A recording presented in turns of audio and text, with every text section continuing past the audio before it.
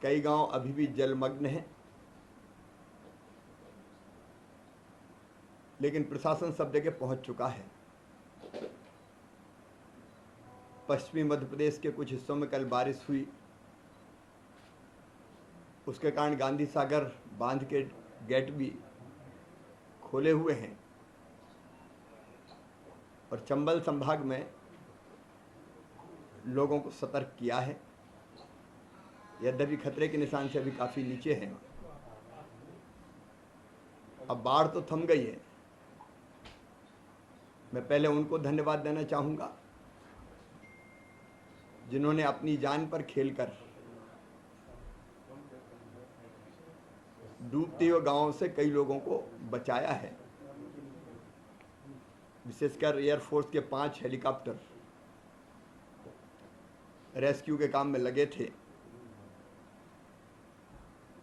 और 264 के आसपास अलग अलग गांव से भाई बहन एयरलिफ्ट किए गए थे। मैंने कल उनके ग्रुप कैप्टन शेरावत जी को, कमांडिंग ऑफिसर थे रेस्क्यू के, उनको हवा से ही धन्यवाद दिया था, एयर ट्रैफिक कंट्रोल से कनेक्ट करके। और बाकी पायलट जिन्होंने रिस्क लेकर भी लोगों को बचाया, एयरफोर्स के wing commander Abhimanyu Singh, squadron leader Lalit थे, हिमांशु सिंह थे, ग्रुप कैप्टन पुनीत थे और स्क्वाड्रन लीडर पेट्रो थे। सबको मैंने धन्यवाद दिया। सेना के जवानों को धन्यवाद दिया। अभी एक टुकड़ी उनकी रुकी हुई है, बाकी हम वापस कर रहे हैं। एनडीआरएफ की टीम ने बहुत अच्छा काम किया। एसडीआरएफ की टीम ने, जो हमारे प्रदेश की है, होमगार्ड्स के साथ जी जान लगा के काम किया। उसके साथ मुझे इस बात का संतोष है कि संकट की, आपदा की इस घड़ी में सभी ऑफिसर्स, वल्लभ भवन से लेके और नीचे कलेक्टर हो, कमिश्नर हो, आईजी हो, एसपी हो, सब ने बेहतर काम किया। इसके कारण हम जान बचा सके। और रात भर में भी फ़ोन पर जो घिरे हुए गांव थे उन लोगों से मैं लगातार बात करता रहा कि हिम्मत रखें। और रात में भी लोगों को रेस्क्यू करने के काम में हम लोग कई जगह सफल रहे। लेकिन उससे बड़ी चुनौती अब है, जान तो बच गई, गांव से पानी उतर रहा है। सबसे बड़ी ज़रूरत है अब राहत की, क्योंकि अब जहाँ जहाँ पानी उतर रहा है वहाँ कीचड़, सामान सड़ गया है, फसलें खराब हुई हैं और इसके कारण बीमारियां फैलने का खतरा रहता है।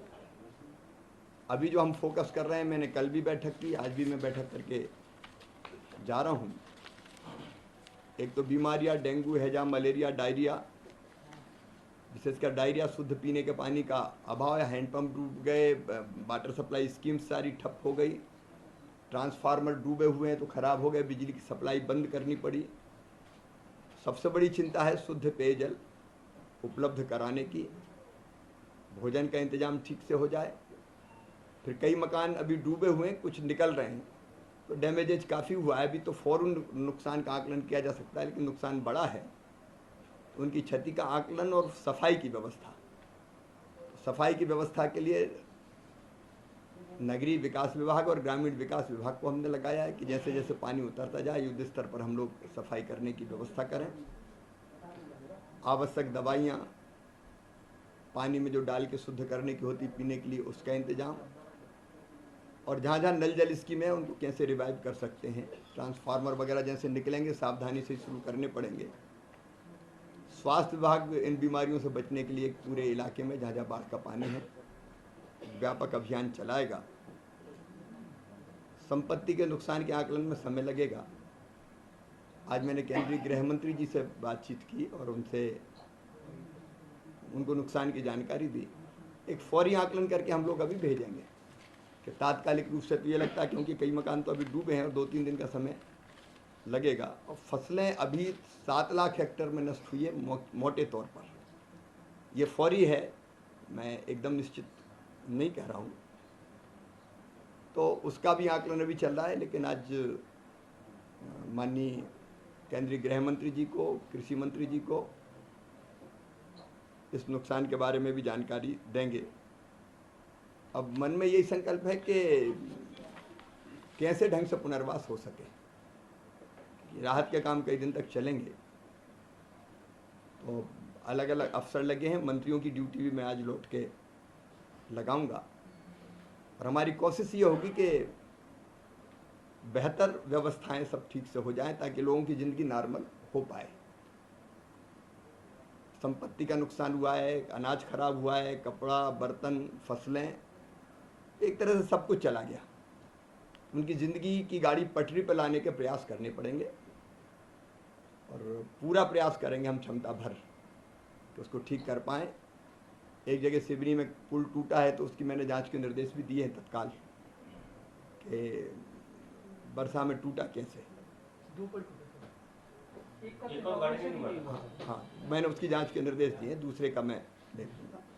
सड़कों के नुकसान में अभी काफ़ी सड़कें डैमेज हुई है, थोड़ा समय लगेगा आकलन करने में।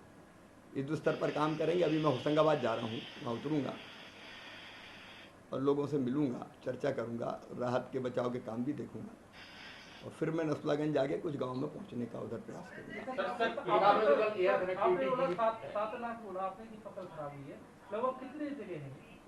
अभी तो 14 जिले का आंकलन है, लेकिन कुछ जगह और हो सकती है।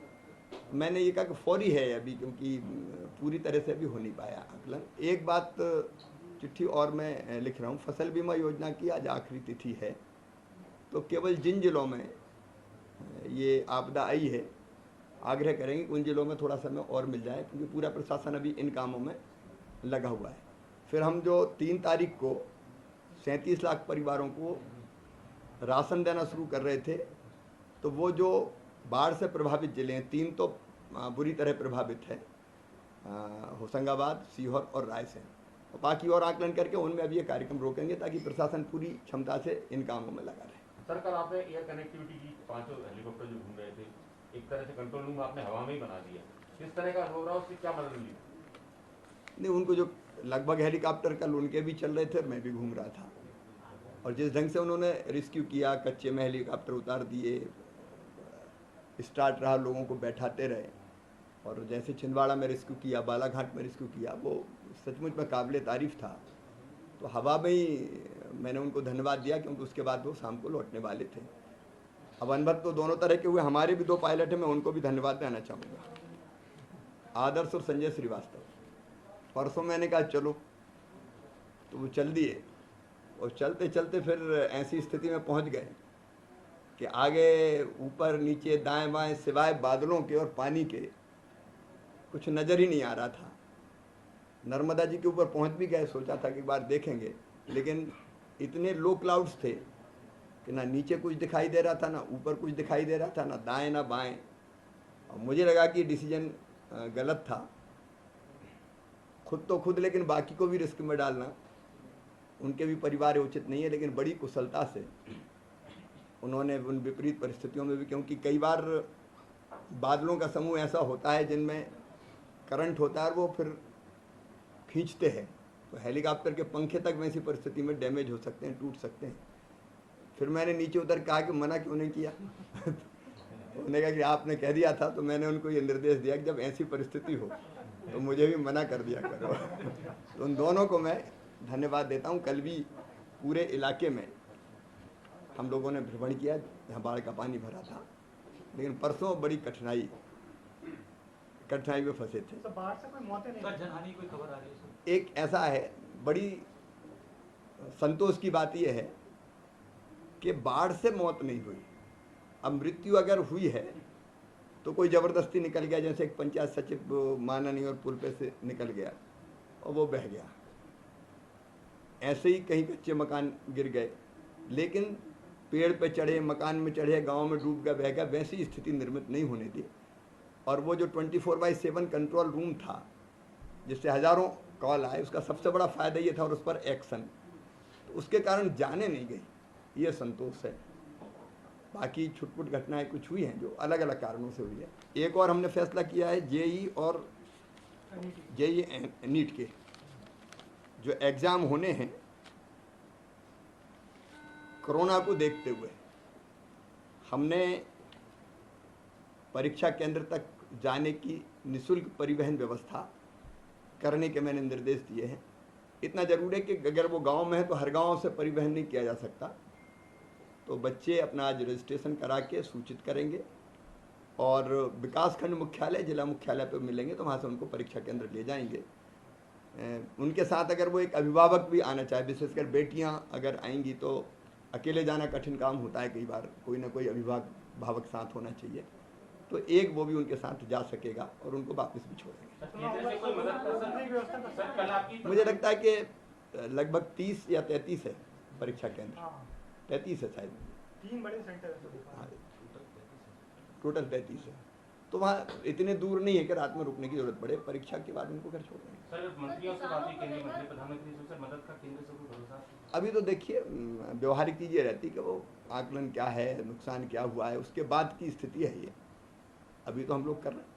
क्योंकि सर कोरोना काल चल रहा है, बाढ़ में भी स्थिति ज़्यादा निर्भर होती है बीमारियों की, तो उसके बाद की अब किस तरह की तैयारी की जा रही है? देखिए सबसे बड़ी बात यह है कि मैं एक बात बताऊँ, आर्थिक स्थिति बहुत ख़राब है, इसमें कोई दो मत नहीं। कोरोना के कारण जो टैक्सेस कमाए हैं, जीएसटी कलेक्शन की स्थिति हम देख रहे हैं, लेकिन जहाँ चाह होती है वहाँ राह निकलती है। मैं कोई रोऊंगा गाऊंगा नहीं कि अब क्या करें, अब पहले ये करेंगे जो सर्वाधिक जरूरी है, लोगों के पुनर्वास की व्यवस्था, और इसी में से रास्ते निकलते चले जाएंगे। जीएसटी में एक रास्ता आया है कि अगर कंपनसेशन पूरा नहीं मिल सकता तो कर्ज लेके भी उसकी पूर्ति करने की बात होगी, तो कोई ना कोई रास्ता निकालेंगे। जो पहले आप कई बार सोचते ही रहे, 15 महीने वो क्लियर हो गया और आ गया, क्या अनुभव है नए एयरक्राफ्ट के बारे में? अभी तो उसको छुआ नहीं हमने, क्योंकि कुछ दिन पायलट उसको देख लें। जब मैं तो कंजूस आदमी था तो मैं उसको चलाता रहा पुराने को, कभी और 1 साल, अभी और 1 साल, अभी और 1 साल, लेकिन अच्छा है वो काफ़ी पुराना हो गया था। अभी तक हम बैठ नहीं पाए, क्योंकि पायलट जो हमारे पायलट है वो पहले उसको चलाएंगे और 2-4 दिन देखेंगे चला के। नियमों में भी ऐसा है कि उसके बाद फिर वो हमको नहीं। सर फसलों का काफी नुकसान हुआ है, तो किसानों के लिए राज्य सरकार का क्या एक्शन प्लान होगा? अभी सरकार एक्शन में है, प्लान बना रही है। दोनों चीज़ें होंगी हमारी, फसल बीमा योजना और RBC 6-4 दोनों मिलके मुझे लगता है मैं ऐसी स्थिति बना दूंगा कि लगभग नुकसान की भरपाई। तात्कालिक राहत मिलेगी? तात्कालिक राहत भी शुरू करेंगे, पहले बाढ़ का पानी उतर जाए। पैसा अभी बहुत दिन साल बाद मिल पाता है। नहीं, ये तात्कालिक भी देंगे, लेकिन तात्कालिक भी हम शुरू करेंगे। बाढ़ उतरने के बाद घरों में चले जाए, नहीं तो फिर अफरा तफरी हो जाएगी। तब तक राहत शिविर है, भोजन की व्यवस्था है, बाकी चीज़ें वो करेंगे, लेकिन तात्कालिक राहत भी मिलेगी। और फसल बीमा योजना किसानों को, उसका लाभ भी हम देंगे। सर ये काफी सवाल सर, कांग्रेस कह रही है कि मोदी जी चीन को जवाब। अब यहाँ क्या, मैं तो इस काम में लगा हूँ, सीधा साधा आदमी हूँ, ज़्यादा चक्कर में पड़ता नहीं हूँ। फिर देखेंगे। सर पुष्पा का कुछ अलग ही देखा आपने वीडियो, उससे कोई बेटा के